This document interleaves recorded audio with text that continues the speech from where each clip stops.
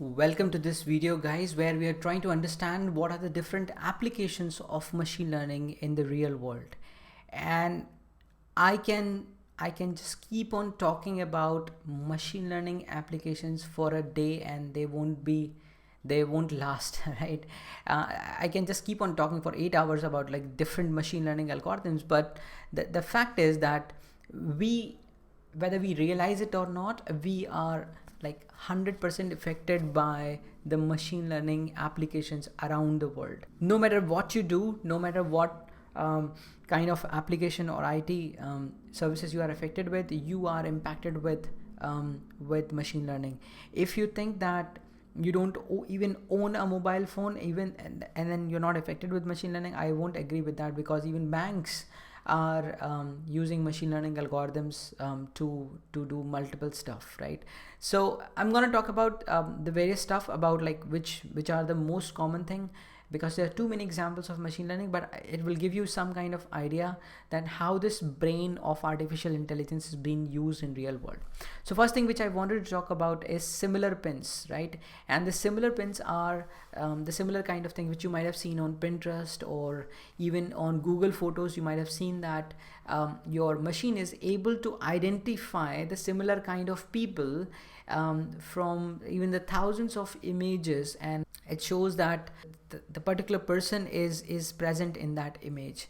And I'm not sure if you have seen this phenomena, like for example, if you've been to the Facebook like around say 7 or 8 years back, then whenever somebody uploads a photograph, it asks you to tag people, and sometimes you tag the right people, sometimes you don't tag the right people. Wherever you get to see this, drag the square and then you tag somebody randomly over there. Soon it was able to identify that there is a human face involved in this image, and people need to tag only that person. So once you pick up the face of a person, you can tag only the number of faces are there, you can tag only that much number of people in the photograph. And you might have seen this by now. Your machines are advanced enough because of machine learning. It is advanced enough to understand that there is a photograph, there are like 15 people in this photograph, and Sudhanshu Saxena is present in that particular photograph, and it also create a square on the face and says that Sudhanshu Saxena is present in this photograph, would you like to tag him? If you realize, there is a learning which is happening on the basis of data. Machines are learning on the basis of the data that the person present in this image is Sudhanshu Saxena, would you like to tag him?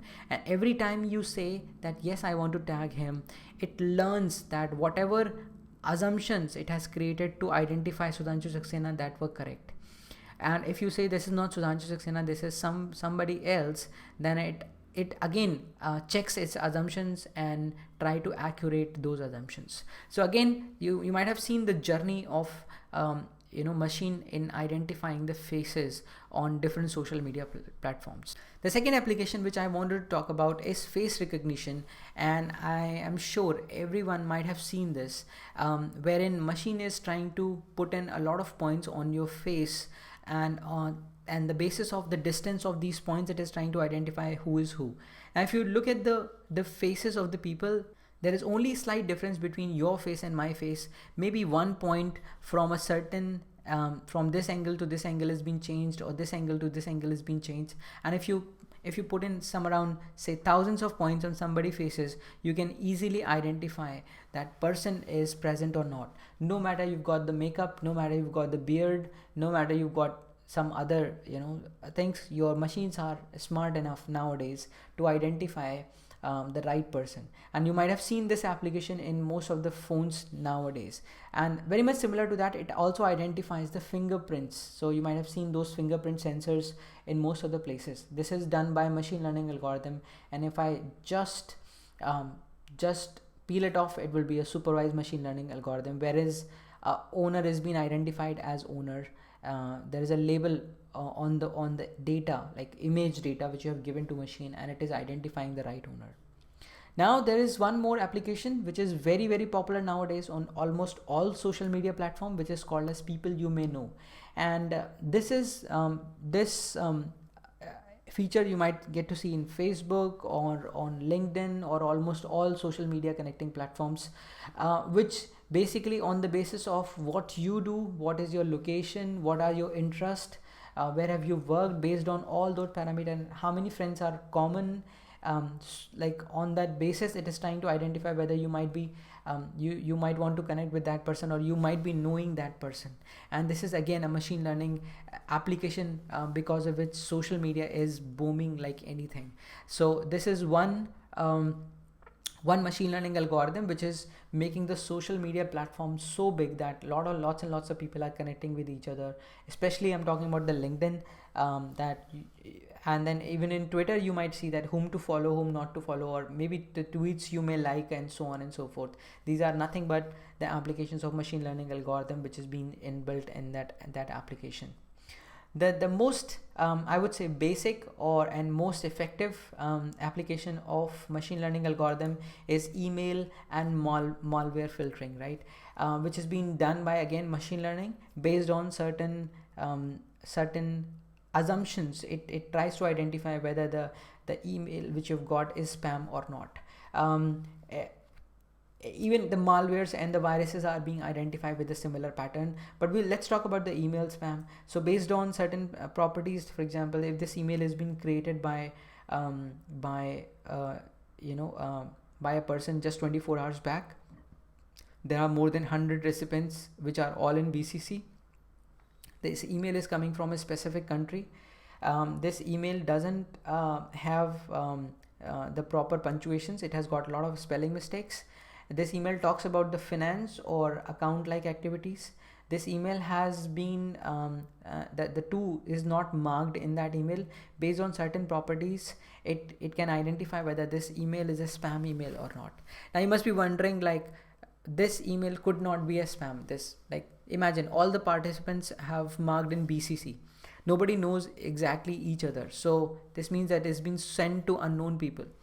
And if it talks about the money related issues, I'm sure you might have received so many spam emails, like you might have won that $50 million or like $500 million lottery in the email. Everybody has won that, I believe.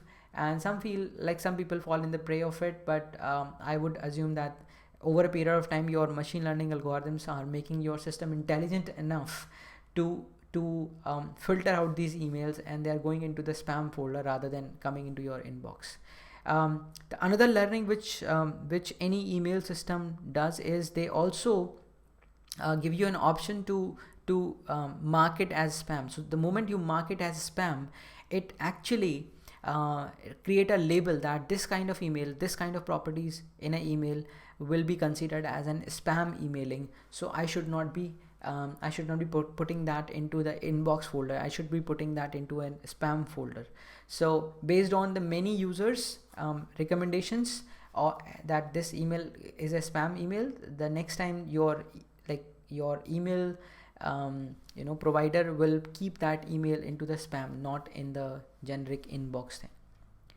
The next thing which I'm going to talk about is product recommendation, and this is one of my favorite because you get to see a lot of products are being grouped together. You will get to see a lot of products are being grouped together so that people are encouraged to buy more and more. They are eventually doing the cross selling of the products, wherein a product which is a fast moving product, which is being sold like anything, that product can be aligned with a slow moving product which people might not want to buy. For example, if I need to choose an iPhone, I might be having 12 or 10 variants of the total like iPhones which are possible. So if 1 million people want to buy iPhone, they have only 12 choices. So if they will buy that product, it's a fast moving product, right? Once Apple launches their iPhone, like millions of phones are being sold in 2 days or 2 months or something like that. But everybody has a different choice. You do not have choice of much choices about the phone, how does it look, and if you want to remove the logo, you can't do that. However, for a mobile phone cover, you have ample number of choices. So there are like 2000 ways or 2000 different mobile covers are present. on online, and they are slow moving product. No, not everybody buys a mobile phone cover from the online shopping. So they kind of club it together so that one cover extra can be sold with the fast moving product, which you may or may not buy from online. You may not want to wait for like $2-3 of things like for like 2 days or 3 days, but once your phone is arrived, your cover is also arrived, and you tend to buy the mobile cover for various mobile phones. So you can align a slow moving product with a fast moving product and increase the sales. The next thing, which is very very interesting and very very, I would say, useful, is called online fraud detection. In most of the bank or BFSI industry, they actually rely on machine learning algorithms to find out the frauds which are happening online, and this online fraud needs to be identified in less than 1 second, which is very crucial because no human can do that, because there are millions of transactions which are happening. Only machine can identify the fraud, suspected fraud, I would say, in less than 1 second. And this is very much helpful for the banks because people don't take much time to do the fraud in, like, when it comes to online transactions, or mostly in credit card. Basically, when somebody is doing the transaction on credit card, people do fraud, and this can be identified by machine learning algorithm. Now, if you talk about the healthcare, disease identification and diagnosis is one of the application of machine learning, and it has been observed that machine learning algorithms are able to find out the disease with much more accuracy as compared to the doctors which are practicing for 20 years. So machine learning are actually surpassing the human capabilities right there. So this is one of the features which you might have seen so like in most of the cases. The next thing which is being picked up very recently in like last couple of I would not say couple of years, like in 5-6 years back, is personalized treatment, wherein I'm trying to identify the patterns in the like people who are wearing some gears, like, or some kind of devices which are sending signals to doctors, and they are identifying the patterns, and they will identify that, okay, that this person might have got some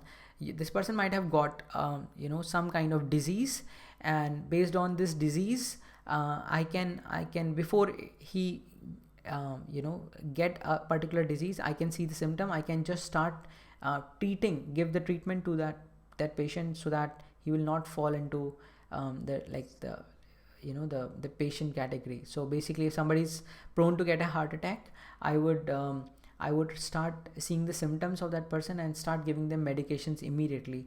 I will call that person, I would say that your blood pressure is high, your blood sugar is high, and then these are the parameters which are high.